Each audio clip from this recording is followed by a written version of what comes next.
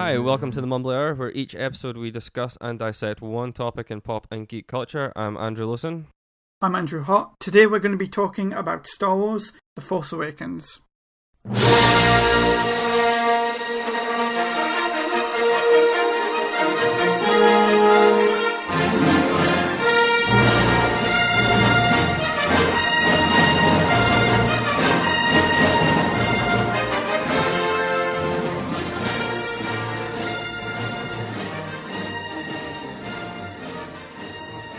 Right, cool. So, last time we discussed all of the Star Wars movies up until this point. Mm-hmm.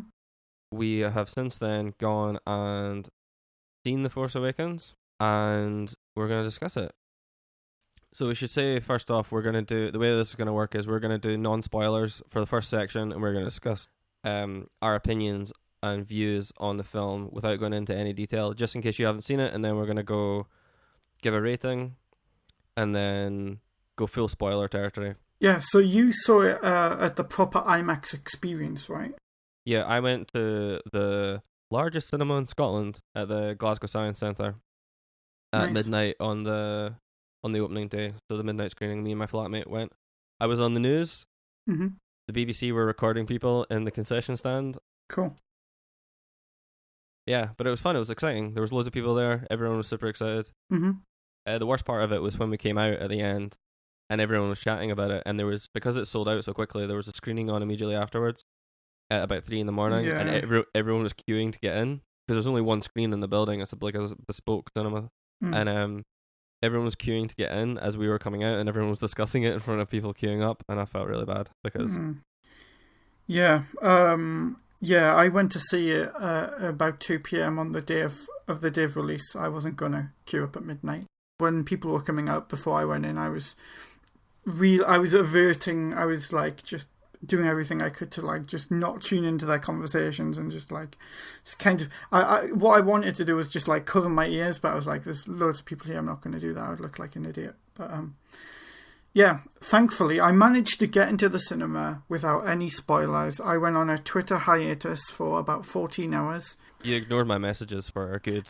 I did, yeah. Yeah, I wasn't checking emails, I wasn't checking messages just in case there were any spoilers. So there was some people tweeted me, I didn't read those. And I managed to get in the film and didn't have any spoilers, which was incredible. And then we went in, the movie started. Well, actually, there was a lot of adverts before. They clearly took advantage of having the packed cinema of people, and they had the 35 minutes of ads, which was a bit annoying. Then they had they didn't have the Disney logo, first of all, which I really liked because, I don't think it needed the Disney logo at all. Like, the Disney brand doesn't need to be like, oh, this was us. Like, they don't need that. And Star Wars didn't need the Disney logo. It was fine without it. So I thought it was a really good decision that they left it as it was. So you see Lucasfilm, then you see A Long Time Ago in Galaxy Far, Far Away. And when that came on screen, it was just like, oh my god, here we go. And then the Star Wars logo comes on and the music starts, and it's really good. It was like, wow, this is it. Here we go.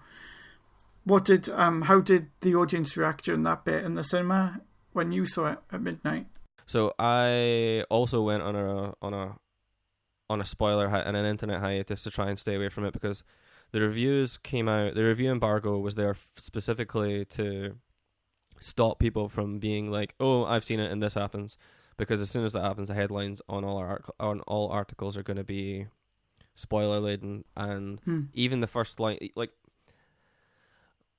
I'm not normally that sensitive to spoilers in films because trailers are normally so terrible these days that they give half the movies away, but this I took exception to, and like half of the opening crawl was in a bunch of the reviews that I read afterwards. Like, my podcast application was filled with Star Wars preparation shows where people speculated the entire story. One that I listened to afterwards nailed a lot of scenes. Like, they guessed pretty dead on how a couple of things are going to pan out, and I'm so glad I didn't listen to them because I would have gone in expecting it.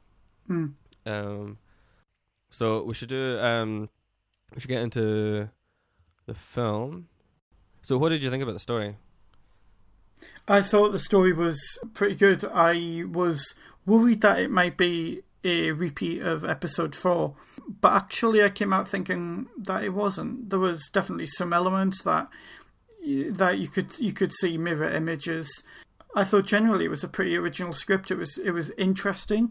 It does feel like the third generation, where in the prequels you have this very built up world with the Senate and everything like that, and then in the original movies you have everything's a bit more broken down, and this feels like This does feel like the next generation of that. So so I thought the plot was really good, and it introduced some new dynamics. Hang on, I'm going to say that again because I said that wrong. And it introduced some new dynamics. You can cut the first one out. What did you think? So I felt that the plot never dragged. I thought it was very busy. The pacing was incredible. The opening scene really set you up. It really set the tone. No scene really seemed as if it was unnecessary. There was one bit I would have cut, but I understand why I was there. Yeah, no, I really, really enjoyed it. I thought the plot was interesting. I thought it was engaging. It wasn't too complicated. It was easy enough to get into, and it carried you along. It shows the depth of the world, and each time you go to a new location, like we see, Jakku was the planet that Rey is on, and all the different places. You get a sense that there's a lot going on in this world, and there's lots of different interconnecting systems, but we are only ever focused on this small group, which is exactly what it was like originally. There was loads of nods to there's little creatures here, little creatures there, but it never deviates from, here's our core characters, this is all going on outside, and we've put a lot of thought into making these details seem real, as if this all links together, but this is who we're focusing on, and I thought that was really good.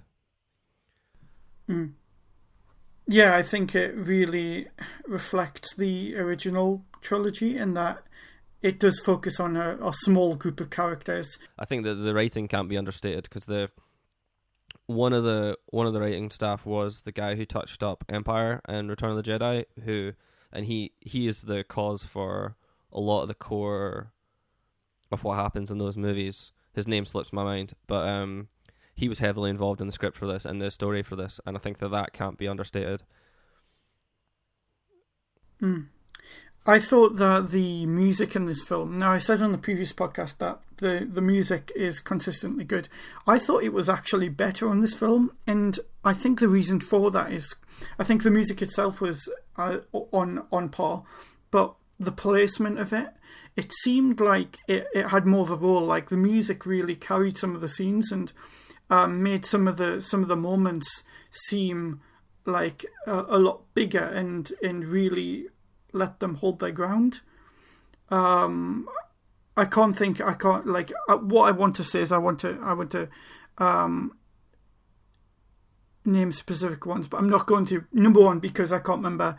So the music is like a character, and it mirrors the themes that were present in the original trilogy. So when things are meant to harken back, are meant to strike certain notes, they ring true for what they were in the previous films, and then you get themes for each of the new parts, and it really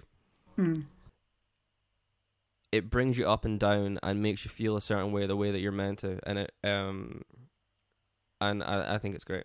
It's similar to the soundtracks in the Christopher Nolan Batman films, where by Hans Zimmer, where they really carry you through the movie. Yeah, I find myself going, oh, here comes the music. The music's coming in, like actually being excited and me, like, yes, come on. Like I in the previous movies, I didn't really. The music never stood out to me. It was more like a thing that was there that was good. But this time, it really felt like you say, like a character. Lawrence Kasdan is the name of the writer I was thinking of. He wrote. He's got writing credits for Empire Strikes Back, Return of the Jedi, and Raiders of the Lost Ark.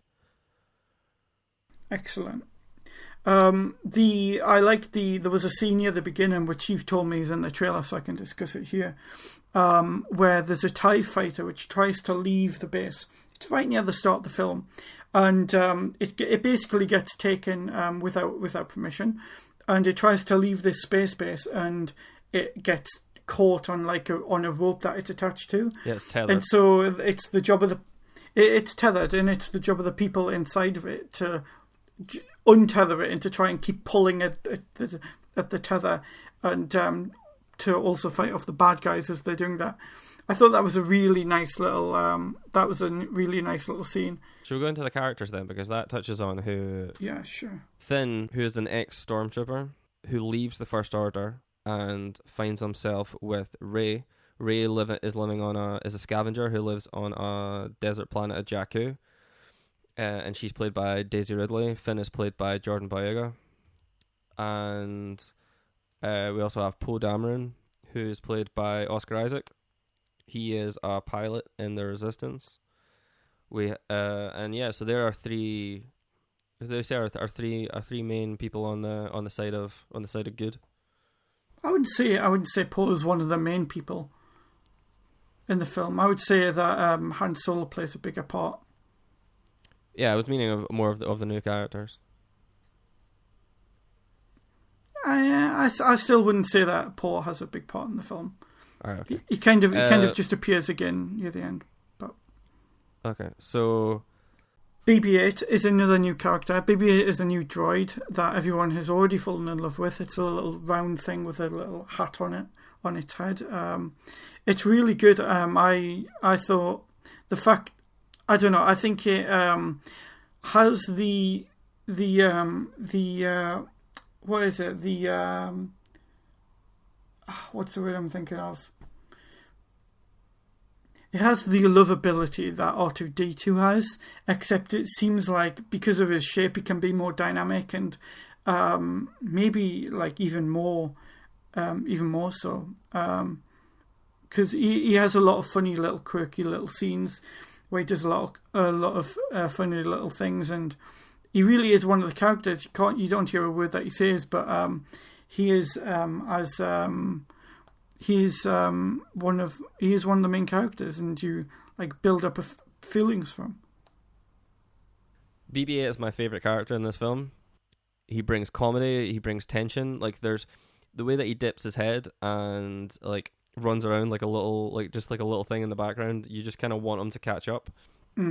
And like I felt that this more than in any of the prequels, I felt there was actually tension in this film, like because I didn't know anything going in. I didn't know who was safe. I didn't know what was going to happen. I didn't know who was going to make it into what, in what scene or into what situation, because I didn't really know what was going to happen. I had an idea, but I didn't know who was going to be where. And I think that there was a lot of times where I was going, God, I hope nothing happens to that little droid, because he's just my favorite. But he does get himself the way it looks like he almost ducks at times, the way that he pushes his head forward and stuff.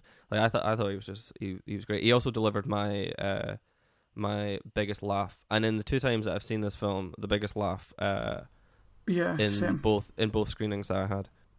Yeah, and I know the exact bit you mean. BB-8 shows a lot of emotion through simply rolling around, rotating the head around. Like the head is very animated and like moves around, and is the thing that shows all of the emotion. Like he doesn't have physical features on his face that move in any sort of way, and yet so much emotion. He has light, and you could attribute it to that a little bit maybe. He makes noises, which helps. But yeah, he's a funny little guy, and you end up he does become one of the favourites. So in terms of bad guys, we have our big baddie is Kylo Ren, and Kylo Ren is really interesting because he, to me, seems like a modern bad guy. He seems less sure of himself. He seems less in control than Darth Vader was. Of course, he's wearing the Darth Vader mask. Well, not the same mask, but he's wearing a mask, obviously imitating Darth Vader. And you really feel like he wants to be that. He's aspiring to be that. But then you see people talking back to him, and you just get the feeling that he's aspirational, but he doesn't quite have control of himself or his powers, and he's not as powerful as he wants to be. He does come across very intimidatingly, though. Like he is a big presence on screen, and he does come across in a very threatening way, especially at the beginning of the film. And his character, I think, is one of the most interesting characters that exists in any of the movies. I think he's fascinating, and I like the relationship between him and General Dickhead, played by Domhnall Gleeson, who is the Tarkin to his Vader, if you were to make that analogy to the originals. He is sort of in command of the First Order, and their back and forth, the way that their relationship works is quite interesting to see the sort of mix of power, and you see what Kylo Ren wants and what his ambitions are and what he's trying to fight for, and it's just really interesting to see him on screen. One of the characters we don't see as much in this film is C-3PO, and I am super happy about that because I never liked him, and he's annoying every time that I see him. And I was glad to not see him that much. We got feedback that we were too easy on C-3PO on the original on the last episode. We were too nice because I think in this movie C-3PO showed up at a time and he completely killed the scene, and I was like, what is that dick doing here? You just kind of like, get out of the way, just get out, and then he stays for even longer than you want him to, and you're like, you've ruined everything. We should talk a little bit about nostalgia then. So, of the original cast, we have Harrison Ford's top billed, and we've got Mark Hamill and Carrie Fisher, and we've got a couple of the old generals from Return of the Jedi are there, Fishhead, and it's great seeing everybody again. I think Harrison Ford is he's probably the best I've seen him in a Star Wars film. He's enthusiastic. He seems like he wants to be there. Like, he just completely blew me away. He wasn't like grumpy old Harrison Ford like he is in a lot of films. And he really got back into the shoes of that character. Especially him with Chewie. Him and Chewie were fantastic. Like, their relationship was funny. It really, really emanated where he was and where you would think that character would be in 30 years. It's not like they were just like pretending to be those characters again. They seemed to be who those characters would be 30 years after what happened in Return of the Jedi. Which was really important to me because I didn't want them just to be there for the sake of being there. I thought there needed to be a reason that they were in this adventure that we were in this time, and I think that they did that. I thought Han Solo's interactions with Princess Leia in this movie, who is no longer called Princess Leia, I thought those interactions were really powerful, because if in a film you have two characters and you're told they haven't seen each other for 30 years, or maybe they have, but you're told two characters have a very long history together, you kind of go, oh yeah, okay, and you don't care about it. But the audience also is part of that relationship between these two characters, and so when they're reunited and when you see them together in the film, the audience is part of the relationship, and so you feel it a lot more, and you like when they're reconciling and doing whatever, saying whatever they say to each other, you're kind of like, you're really into it and you're really interested, because you feel like you're a part of it. Okay, so one last thing I want to touch on before we do our review is the use of visual effects. So, CGI normally gets a bad rap for its terrible use in certain movies, like the Hobbit trilogy and the prequels. And if you look at movies like from this year, there's a really good documentary on Mad Max, which came out, and it had a lot of CGI in it, but it used it to take a scene and make it better. And I think that what they did in making this world was that it was only used where it was necessary, and it helped make the world feel tangible. It didn't feel like it was there in lieu of a backdrop. It didn't feel like they used like a soundstage instead so they could like make the world up. It seemed like they built it and then built upon it with visual effects where they needed to, and especially scenes like with the dogfights and the blaster effects. I thought it was brilliant the way that they used them. Yeah, the blasters actually looked a lot better this time. They have a different visual appearance, and so do the lightsabers. Actually, the lightsabers actually appear different depending on who's using them. So Kylo Ren's lightsaber is more staticky, and you've seen this a bit in the trailers as well. he has a more staticky lightsaber. I like that they're being a bit more exploratory with this, and they're not just like, this is what a lightsaber has looked like, this is what it will forever look like.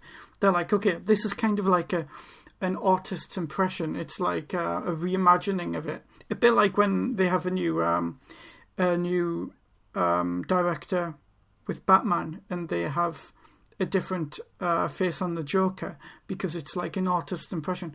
That's kind of like what the lightsabers are like in this movie, where they're more. It's good because it's in line with the characters, because it's meant to be that each individual person makes their own lightsaber, so it fits with the character Kylo Ren, who isn't fully formed and isn't at the peak of where he wants to be yet. So his lightsaber is a bit more clambered together, it's a bit more spitty, and it's meant to be that it's a bit longer than the others as well, and it's a bit more overdone, so you can see they've got the two bits coming off from the side. But the hilt on it. Yeah, but that's not just a useless feature that he's added to it, because they actually use that, and you see them. You see that it actually has an effect on the way that he uses the lightsaber in different parts of the film. It was really cool, because like there's the bit in the trailer where you see him in the snow in the dark where he pulls the lightsaber out, and there's a bit where it goes into the snow, and I just loved the way that it interacted with what was around it. I just thought that was really smart, the way they did that. All right, are we ready to move on to ratings?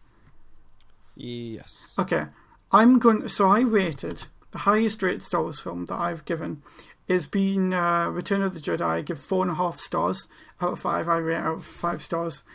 On a 5-star rating, that goes between half stars, which you absolutely hate. You rate out of 5 stars on a 10-point scale. Yeah. So okay, fine. I'm happy to. No, I'm going to stick with my feeling here. I'm going to stick with my 5-point scale that goes between half stars, because that's how you rate movies. I rated this movie. It doesn't matter anyway, because I rate this movie as a 5-star. Really? Yeah. I slept on it, and I thought I'm going to rate that 5 stars because it's up there with all of the other ones that I've rated 5 stars. You think this is the best Star Wars movie that's ever been made? Yeah. Really? Yeah, it's my favourite. Yeah. Interesting. It'll be interesting to look at this in 6 months or a year and see how that still lies, because obviously there's a lot of hype built up around this film. So things that did and didn't work for me were, I think that the story, I thought the nostalgia was good and bad. I think that new fans needed to be introduced to the world, but it needed to show you that it was the same world that we were in before. So whilst the universe is really vast, we've only ever focused on a small amount of characters, and I think that it's important that we're kept in that small narrow environment, and I think that they did that, and I think that that's why the nostalgia really helped, because the links back to the previous movies showed you that this was a continuation of the story that we know, and it didn't delve out into the expanded universe, because there are novels and stuff that go into that, even though they're not canon anymore, but there are stories that show you that. But the Star Wars movies, the canonical movies, show you these characters. Anyway, so I think that it's not perfect. I love it. I think it's great. I've seen it twice now. All the bits that did work for me the second time. All the jokes that I loved worked the second time. And I would give it 4 out of 5. It's up there with A New Hope and Return of the Jedi for me. Great. And so it's not your favourite? No, it's not my favourite. Alright, let's move on to spoilers. Right, so spoilers. Spoiler horn. If you haven't seen the movie, pause, come back. Watch the movie, then watch come back. Watch the movie. Don't just pause and come back. That wouldn't be a very good tactic at all. That would just lose you like 1 second of your life. Yeah. If I can be bothered, I'll put a timestamp in to say when the spoilers start. But if you haven't seen it, that's basically going to be the end of the show, because all we're going to do is talk about spoilers, and then we'll be out. Okay? Yeah. So go and see the film. Go and see it now. Stop what you're doing. Leave your job. Go and see the movie. It's very good. I might go and see it a second time. I need to go and see Tina Fey's new movie. Oh, of course, yeah. What? What are you on about? Tina Fey? I need to go and see Tina Fey's new movie. Alright, fine, whatever. You started off saying, "Oh, of course." Yeah, I know. I was being sarcastic. I was like, I don't even know who Tina Fey is, to be honest. How do you not know who Tina Fey is? I've heard her name. I've no idea who she is or what she looks like. Oh, okay. You make me sad. I have no idea what her new movie is called. Sisters. Alright. Okay. Anyway, we can discuss Sisters on a future podcast. Spoiler, we won't be doing that ever. Unless I go and see Sisters and I really like it, but I doubt it. You don't even know who she is. She's one of the funniest people who's ever existed. Alright. You know, I want to jump in and I want to talk about my favourite bit because it's so impactful. And there's actually two really impactful bits because you kind of don't see them coming. They're very sudden. The first one is this sequence where you see all the stormtroopers lined up outside, and then they bomb they fire these big missiles at 5 different planets, and I thought that whole sequence just kind of came out of nowhere. And was just like that bit with the planets blowing up was just really good, and it was like a real surprise moment. It was just like took me by surprise. The shot of the missiles flying through space is actually in the trailer, with the guy with Kylo Ren standing at the window watching it, and you do see it, but it's not until seeing it in context that you actually realize that these are things flying through space. I just kind of thought like it was the sun or something like that. Yeah, no, I had guessed that's what that was. All right. When I saw the big red bit coming across the sky, I was like, that looks like it's the big weapon, because there's a scene in the trailer where you see the snow and this this red blast, and I imagined that was the Death Star 3.0 doing its thing. And Death Star 3.0 was pretty good. How it was a planet in itself, that was a really good a good move. And for it to be so much bigger, and it was like Hoth had sex with a Death Star. Exactly, it was exactly like that, and you put me off what I was going to say. I know. I do think that hang on, the fact that there was one point of failure on it seemed a bit like, oh, here we go again. For a third time, oh look! Of course, there's a point of failure on it. It's the same weapon with the same point of failure, with the same way of blowing it up. Yeah, I thought they could have done something a bit different there. It is a little bit like they can only tell one story. Like yeah. It's almost like that George Lucas came up with the ultimate weapon that could ever be conceived, and nobody's been able to top it since. So they just emulate it. But it's not true. I'm sure there was other things they could have done other than this is the point of failure this time, guys. You know, let's send all of our things in. Yeah, it was that bit, I have to say, was just a bit repetitive, and I've seen it before, is how I feel about it. The way they charge it so it's called Star Killer. And it's called Star Killer because it's... What is this planet? Yeah. Okay. It's called Star Killer, and it's called Star Killer because it charges like Venusaur charging to do Solar Beam in Pokemon, where it absorbs the sun, literally absorbs the sun, and then blasts it out through a big gun. I think that skin cancer and UV radiation must be a bit of a problem for the stormtroopers on that planet. They must put some protection into those uniforms.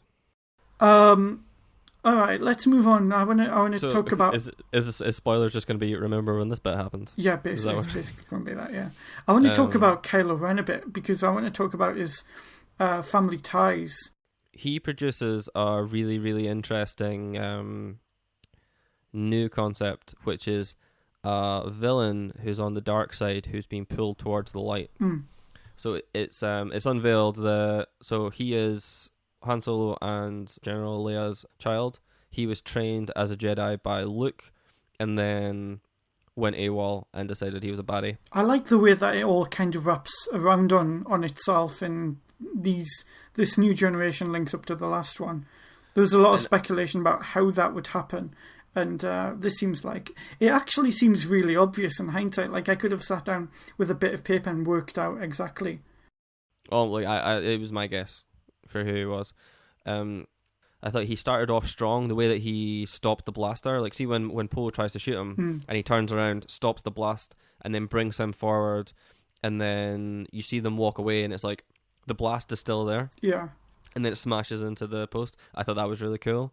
And then I think he kind of gets weaker and weaker as the movie goes on, because his character goes through some turmoil where he's not sure if he's doing the right thing. You see his conversations with Andy Serkis' character, the supreme leader Snoke, and you can see him struggling. Like he had a lot of temper tantrums too. Yeah, he did. This is something we haven't seen before, where he just kind of lashes out with the lightsaber and just destroys everything in his vicinity. When he smashed that computer to bits, it reminded me of working with crappy Windows computers. But it was good because like he was upset and he went through a lot of heartache in it, and he wasn't a whiny little bitch. Yeah, I know. So he's vulnerable, he's immature, and yet he isn't really annoying. Because that's what they were trying to portray with Anakin back in episodes 2 and 3. And all we got was really irritating. And in this case, we get someone who is not really irritating, but shows us those qualities of not being fully formed yet. I thought this was a very modern approach. I don't know if I said this in 9 spoilers, I can't remember. Yeah, you did. Okay, fine. I'll stop talking. So we should move on to the First Order then. So they use the stormtroopers, who are now slaves. They're now taken from their families at birth and raised to be soldiers. They're no longer clones. And so I thought that was interesting. There's a little nod to them possibly using clones again, or like nods back to the clone armies and shows that they're not clones anymore, which I liked. They all answer to the big bad guy, Supreme Leader Snoke, who is never present in the movie. He's a hologram.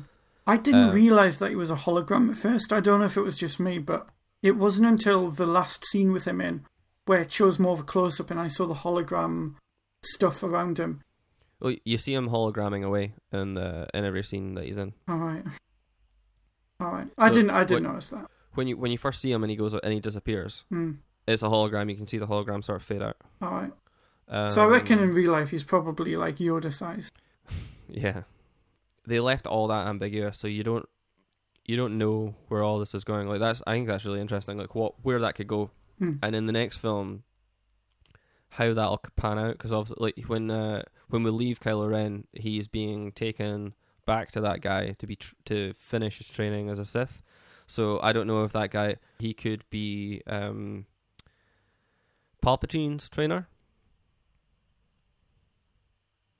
So at the end, in Revenge of the Sith, there's Palpatine says that his mentor could control life and death. Mm-hmm. Yeah, so but he says that his mentor was killed by his apprentice, which is Palpatine. Yeah, I know, but he can control life and death. So how does he know that Palpatine killed him? If he can control, so once he's dead, how do you know he stayed dead? The same way that when Vader killed Obi-Wan Kenobi, he didn't actually kill Obi-Wan Kenobi.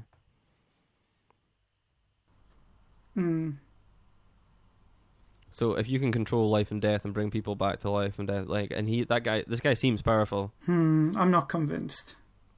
But I see your point. He's quite old. He doesn't look like a fresh-faced. He's been around for a while. Yeah. So he has to have come out of somewhere. Mm-hmm. So I'm interested to see what his backstory is. But maybe the First Order is just not related to the Sith in such a direct way anyway. Maybe they're more... But they came out of the Empire.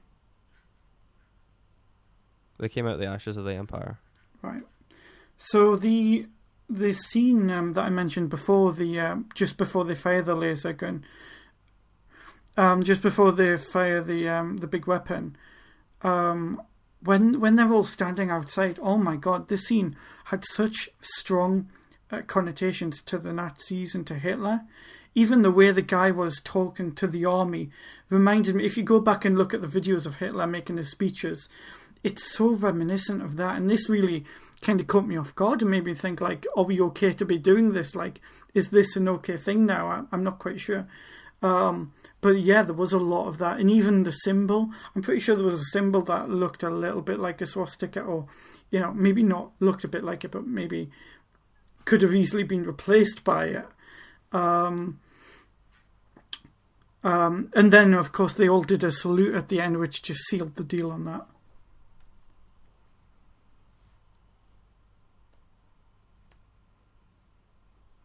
Hello. Hi. How are you doing? I'm alright. Yeah. So that was one of my favourite bits of the movie. My other favourite bit was where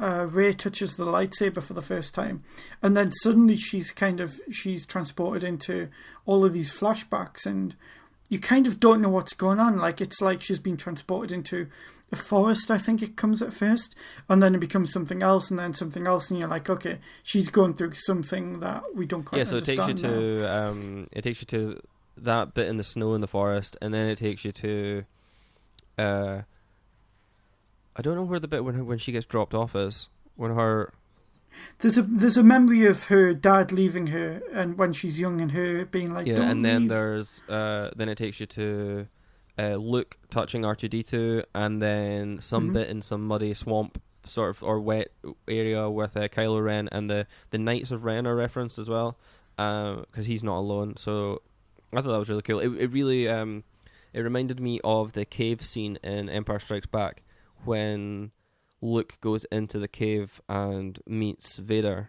in a sort of dream sequence type thing on Dagobah. So it kind of reminded me of that, where it kind of shows her purpose. It's like because that's where he went in and he saw that he had to face Vader in order to be who he wanted to be, and that's this was her sort of being drawn into this is what her destiny and her and what she's meant to be is, and I thought that was really cool. Yeah, and it's around this time that we meet Maz Kanata. Is that how you pronounce it? Maz Kanata is this little alien that kind of reminds me of Yoda in a way. She's got the goggles on. That's a kind of cool little character. I don't have any strong feelings, but it seems kind of cool. Seems like it's a wise old character who is apparently 1,000 years old. So there's a good chance that Maz Kanata has had some history with the Jedi, maybe bumped into Yoda at some point. I think her and Yoda were pals. Maybe they dated. Maybe they had some children. What does green and an orange make? I don't want to see that offspring. What I think we should talk about is Han.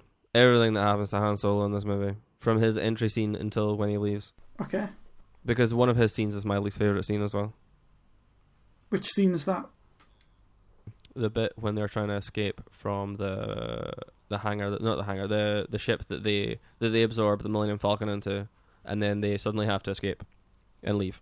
And I didn't really like. Well, it's not that I didn't like it, but it came out of nowhere.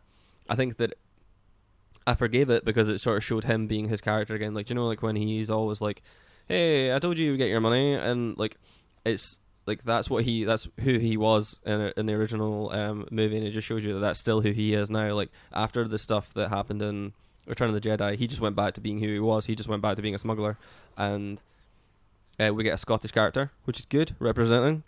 I thought it was Irish, to be honest. I got an Irish vibe from that character. You're incorrect. He was Scottish. Are you sure? Yeah. I thought I heard Irish there. No, he's Scottish. Okay. Yeah, so we have a Scottish character, and you've seen the movie twice, so I'm more willing to believe you. But I'm going to see it again, and I'll make sure to correct you if I'm wrong. Then I'll just never bring it up again. Anyway, yeah, that was my least favourite bit as well. The tentacle monster things was just the tentacle monster thing was my least favourite bit because I don't know what it is. I just didn't like that monster. I didn't think it really went anywhere. I didn't think it was needed that much, and that sort of thing doesn't really appeal to me. Like, oh, there's some big gangly monster with all these. I don't know. It was the only obvious CGI in the movie that was sort of like that stood out to me, that sort of took me out of it. I forgave it, but it was my least favourite thing. But that's where we're introduced to, or that's where we get Han Solo and Chewie back in the movie. I was happy to see them. Happy to see them together. Their interactions were great, like when he used the crossbow and stuff, and was like, "Oh, I really like this." I thought that was cool. I loved his. You were right. Like he is the Obi-Wan Kenobi in this film. he is the older generation who's like, well, I can take you and I can guide you to doing X, Y, and Z. He seems to have some relationship with Rey. Like he was a bit very fond of Rey, and I wasn't really sure why. I think that he knows more than we do about her because her backstory is never explained to us.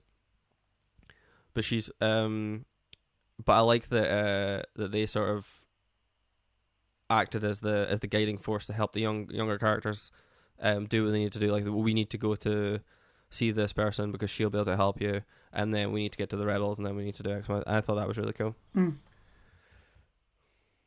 And then he gets reunited with Princess Leia. Yeah.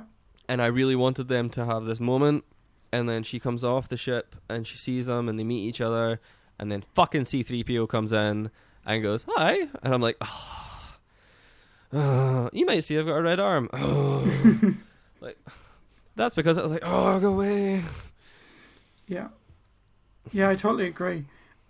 He just, I despise seeing him in the movies. Like, even if the scene was quite funny, I think it was a bit funny, but just the fact that I already despise him just makes me like, no.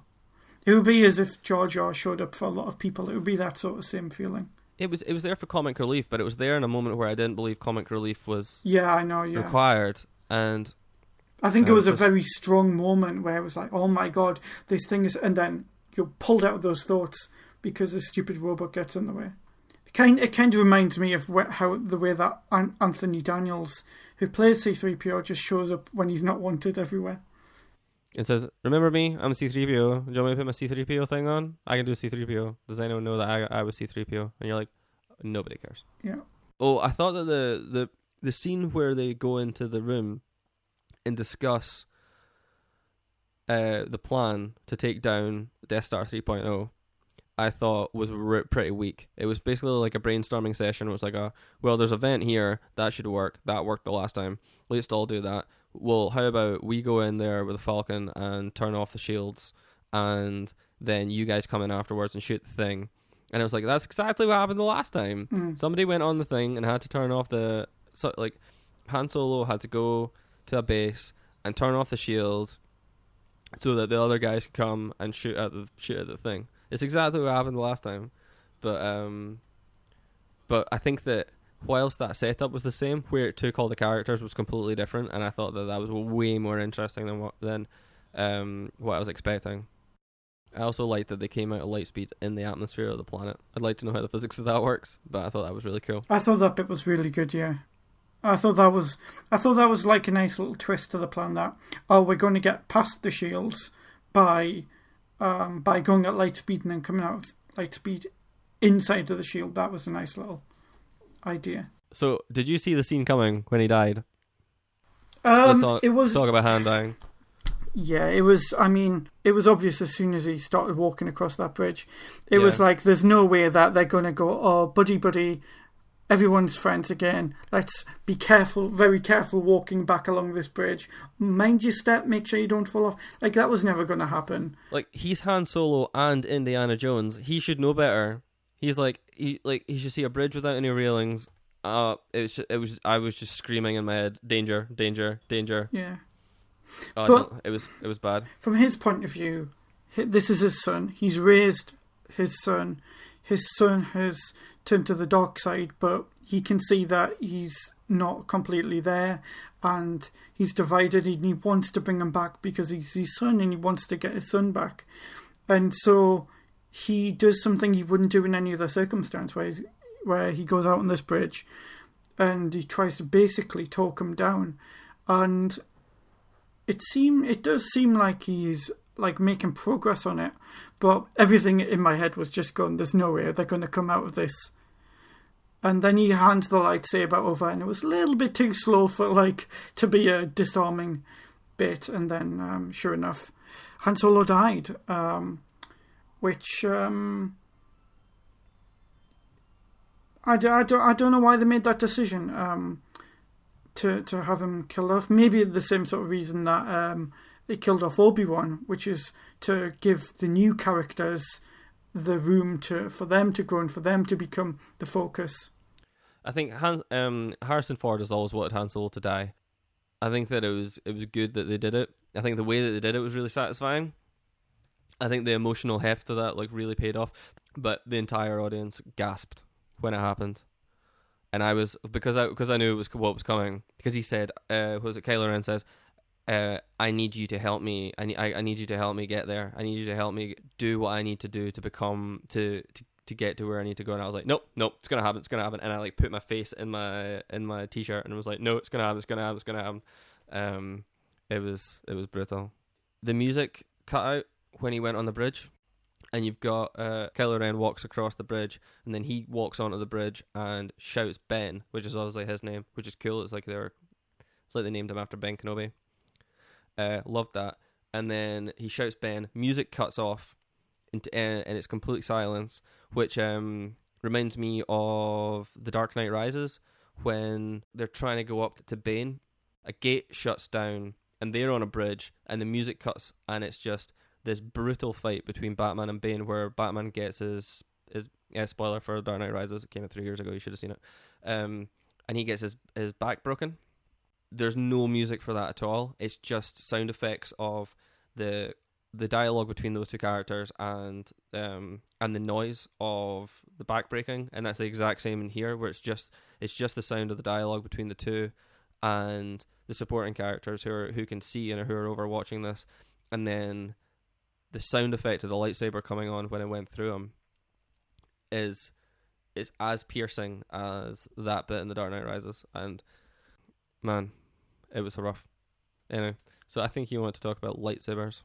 He also delivered one of the best lines, one of my favorite lines, when they're coming onto the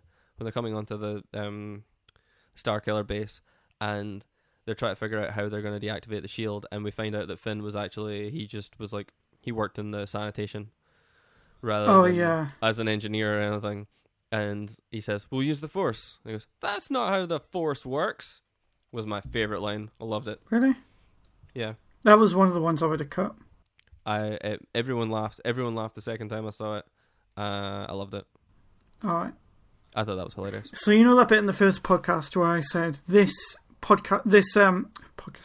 planet explosion wasn't very good. Here's how you should do a podcast. Fuck it out. I'm going to start the sentence again. Podcast race. Now this is podcast racing. You know in the first episode that we did, where we talked about previous Star Wars episodes, and I talked about the planet explosion and how it could have been improved and how it could have been much better, and I gave some tips and advice on how I would do a planet explosion. And clearly J.J. Abrams has been listening, and he's followed my advice to the letter. I mean, these were slower explosions, and like I said, you need to keep the surface of the planet in the shot and not have it disappear. So they followed my advice. I'm just glad that they did, and it all worked out for the better. So those planets were conveniently close to each other. Yeah, they were very close to each other. I thought they were pretty good. It was I thought it was pretty brutal that they showed you the people on the planet and then them looking up as this like, blast annihilated them. That was fucking horrible. Like, imagine how scary that would have been. Yeah. Like, no. That was a bit much. I loved that Leia could feel when Han died. Oh yeah, because there wasn't like any sort of like, she wasn't watching a video or anything. She just knew, and it didn't need any explanation. It was just, she just knows.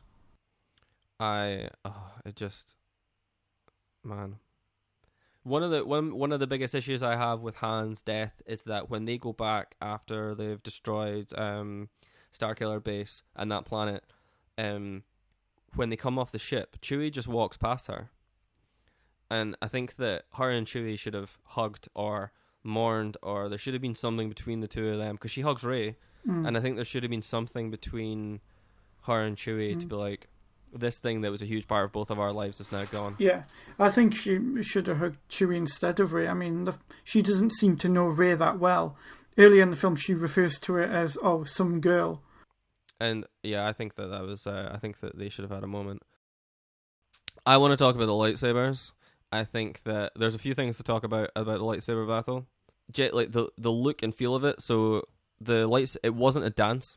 is the first thing that comes to my mind. It was, if you look at the, for example, the Phantom Menace, the big fight at the end of the Phantom Menace, it seems like they are like in a rhythm, which this definitely wasn't. It wasn't over choreographed, and it wasn't too pretty.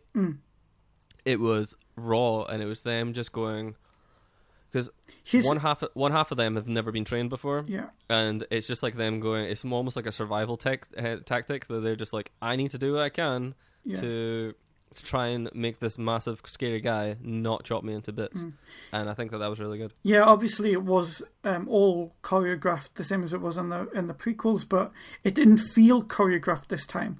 It did feel more self-taught and more amateur and more rogue.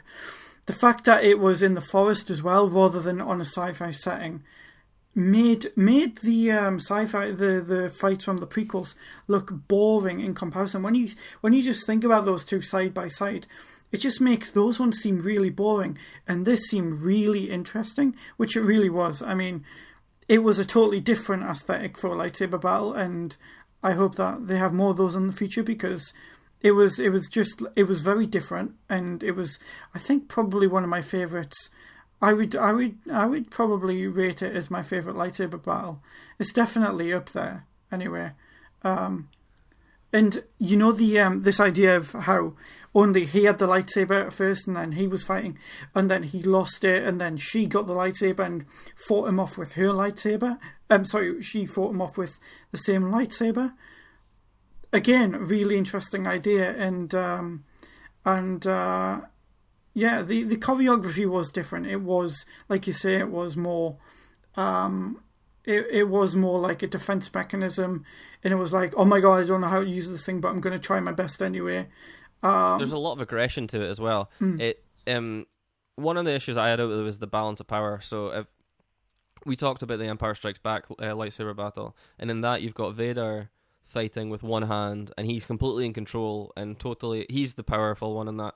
And in this, you have someone who's Jedi trained and Sith trained. Well, we don't know how Sith's trained, but he is on the dark side and has trained a lot longer than they have. I mean, she's shown to be able to hold her own, and and Finn is a stormtrooper, so they can obviously both fight, but they are very, very they're very able. I think they did better than they should have been able to, given their experience. I think that like he should have been the stronger. Like, he was stronger, but like he was weak because he'd been shot, and he'd been shot in the stomach, and he was angry, and he seemed to be weaker when he was in that kind of temper, and I think that they were stronger because they were sort of fighting for their life. And also, Rey used the Force at one point, and she called out to the Force, I guess, and used that in order to survive the rest of the battle. Yeah, she should have become Darth Maul when he did that, because she did a little meditation for 10 seconds, and she should have been cut in two. But that was good. I thought it was really good. I thought that her use of the Force we should talk about, because her use of the Force was pretty cool. The scene when she did the mind control with a stormtrooper. Yep. It was pretty awesome. It was like you will undo these restraints, and then leave the door unlocked. And you could hear her voice waver the first few times she did it, and you were like, "This isn't going to work." And he was like, and he just sort of looked at her like, "Fuck you talking about?" Yeah. And then she did it again and did it again. It's just a thing of like, do you remember? Well, you probably do.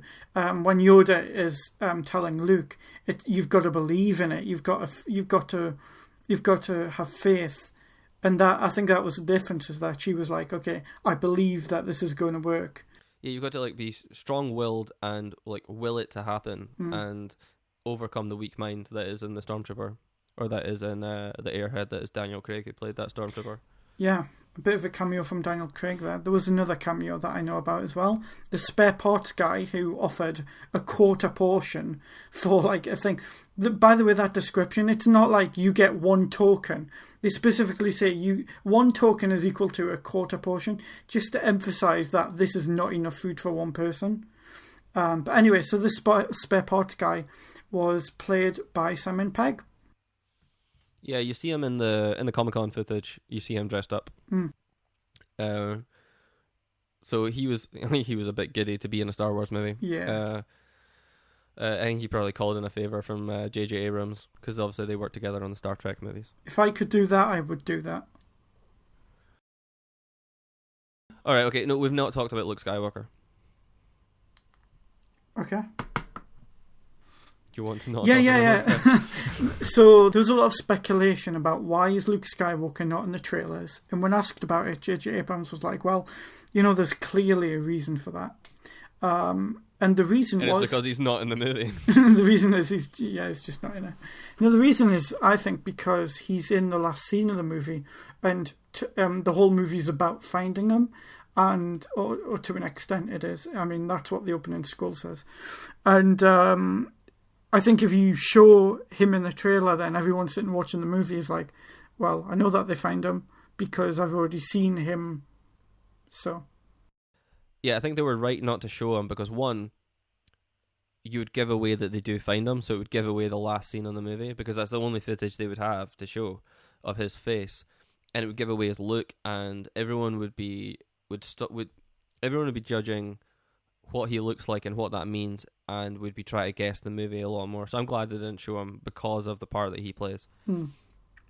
There's a lot of speculation that maybe he'll turn to the dark side, but I was like, nah, it's not going to happen. That would just be bad on. That would, what's the word? That would. That was another one of my concerns. That would be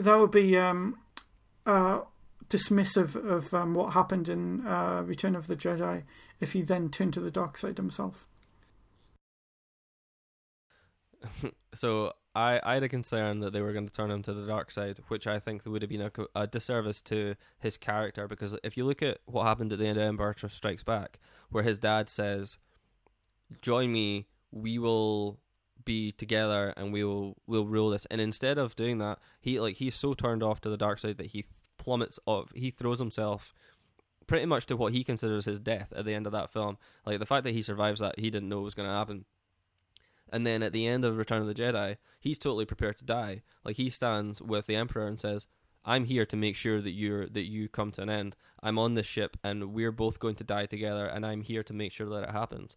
And it would be a complete disservice to his character if they turned him, and I'm glad they didn't. And I think it was great that he's kept as the MacGuffin of the film, pretty much. So in the future, I think the way that these are going to work is that this was Han Solo's movie, where it closed him off and brought in his new generation with Kylo Ren. I think that the next one has to be Luke's movie, where he is the center of attention, and it's all about him and Rey, and figuring out what happened there, and what's going to happen, and where that's going to lead us to with the First Order, and how the bad guys, how Snoke, who's Andy Serkis' character, how he rose up, and how that all works together, and how that went wrong. And then I think that the sixth movie is going to be Kylo Ren versus Rey, and they're going to be both going to be fully trained, and it's going to be them facing off. I think that there's something about Rey's character that we don't know yet. There's something about her backstory that we don't know yet, and I think that's going to be revealed in the next one. Something to do with why the lightsaber called to her. Yeah, exactly. Something to do with her lineage that we don't know, and I think that is that's going to come to light in episode 8, which comes out in 18 months. Yeah, which I'm looking forward to. So I'm just not going to sleep until then. That's a perfect. I should. I thought. Hang on. I thought it was more like. I thought all of the films, So I thought that the anthology films came out in the summer, were scheduled for the summer releases, and then the episode 8, episode 9 ones were scheduled for December releases. No, so a year from now is when Rogue One comes out. It comes out next Christmas. Yeah. And then episode 8 comes out. Episode 8 comes out the following summer, and then episode 9 comes out summer 2019. Do you think the anthology films will be as big as the main films? Do you think that people will just decide, I'm not that bothered, I'm not going to see that one? I think if you make an analogy to the Marvel Cinematic Universe, I think that the Star Wars films, the prefix episode films are going to be Avenger type movies, and the anthology films are going to be just the phase movies that people go to in between. So they'll be big, and they'll be popular, but they're not going to be box office breaking, record breaking movies like tentpole films like the Avengers films are. Where do we think The Force Awakens is going to sit on the box office records of all time? Right, so Box Office Mojo did a really cool in breakdown of where they should go, of how of all the different records it's going to look to break. So it's up for breaking largest Thursday pre-show ever, largest Friday, opening single and single day, like opening day and single day, largest Saturday, largest Sunday, largest December day, largest December opening. Because obviously the biggest days, the record for biggest days are always in the summer. Mm-hmm. Because everybody's around and everybody can go to the opening. It's like everyone goes to these event films, whereas in the winter they don't do that. So the largest single day record at the moment is for Harry Potter and the Deathly Hallows Part 2, and it's $91 million. And the largest December single day is for The Hobbit: An Unexpected Journey, and that's $37 million. So that's less than half of what of Harry Potter's record is. Yeah. So it needs to more than double the current record for December in order to break that opening day. And the largest opening weekend for December is The Hobbit: An Unexpected Journey with 84 million. And it's got to more than double that again to break the total opening weekend record, which is 208, which was Jurassic World, which came out this year. So it's got to do 2.5 times that in order to break that record. By the time this comes out, we'll know how it worked out, and we should maybe do a little bit of follow-up in the episode we do next about that to see how it's getting on, because I am a bit of a box office statistics nerd and I want to talk about it. One thing going for it, well, it might not break all the opening weekend records, it could still do well overall, because Avatar came out in December, and Avatar is obviously the highest grossing movie of all time. Yep. And it started with 70 million in its opening weekend. It dropped 1% in its second weekend, and it's currently the highest grossing movie of all time in the US and worldwide. So, and do you think that The Force Awakens could top that? I think it could. I think in its favour, you've got inflation, and the Chinese box office market has grown dramatically. And you have a new generation of fans.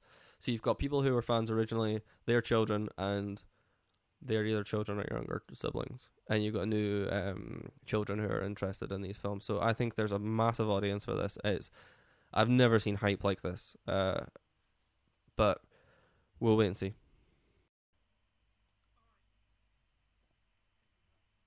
Do you think we're done with The Force Awakens? Alright, so let's wrap it up. Thank you everyone for listening. This has been the Mumbly Hour. We've talked about The Force Awakens. Yeah, we're going to start doing this on a regular basis. We're going to start doing this every 2 weeks. We'll pick topics, and you'll be able to vote and submit topic suggestions as well on the website. The website is mumblyhour.com. You can't do that currently, but if you check out our Twitter account, we'll let you know when things update. You can set that up. We are at yes, I will do all of that. We are at Mumbly Hour on Twitter. You can email us. We love feedback. We got a lot of feedback for the last one, mostly to do with how nobody could hear me, which is good. Which is good. I like that everybody pointed that out, because I fixed that now, solved that problem. Apologize for that. Thanks for sticking through it. You can find us on Twitter at Mumbly Hour. You can email us with your feedback and suggestions and stuff, and at mumblyhour@gmail.com. You can where can they find you? They can find me on Twitter at AndrewProjDent on Twitter. That's PROJDENT. Where can they find you on Twitter and elsewhere? You can find me on Twitter. It's just my name. It's Andrew Lawson. That's LOWSON. My website currently is hosting the Mumbly Hour, so that's lawson.co. I don't have anything to plug.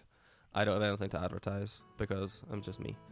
So, yeah, thanks for listening. And we'll see you next time, hopefully in 2 weeks, which will be a long time away in a galaxy far, far away. that'll be in 2016. Yeah. So we'll see you then. Thanks very much. Bye.